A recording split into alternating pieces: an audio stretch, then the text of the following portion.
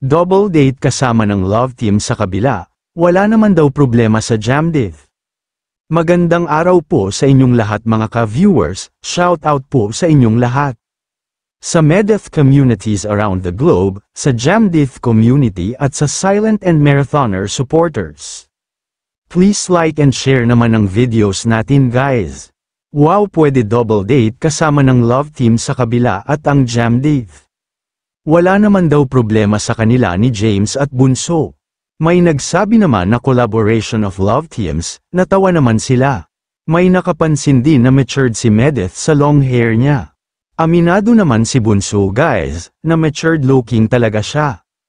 Kaya sabi niya sa viewers na okay guys kayo na ang mag-decide sa looks daw niya, press 1 for long hair and 2 sa bagong image niya.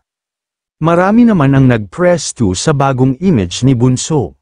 Kaso nung tinanong na ni Bunso si James kung anong preferred niya. Gusto naman ni James na mahaba, kaya nag-sorry naman si Bunso sa mga viewers. Ang masunod daw ay si James, kahit pa daw madami ang nag-suggest na new look. Pinakita naman ni Medeth lahat ng pictures niya na long hair. Short hair at curly hair niya dati kay James, sabi nga ni James bagay naman pala kay Bunso ang short hair. Maganda naman daw si Medeth, sabi naman ng isang tita na huwag daw masyadong maiksi kung sakaling magpa-haircut. Nakita ni James ang curly hair ni Bunso na bigla na lang siya may sinabi na wowers.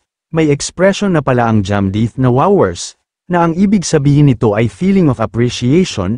Hanggang dito po muli mga ka-viewers, happy and healthy community is our priority. Maraming salamat po sa inyong lahat.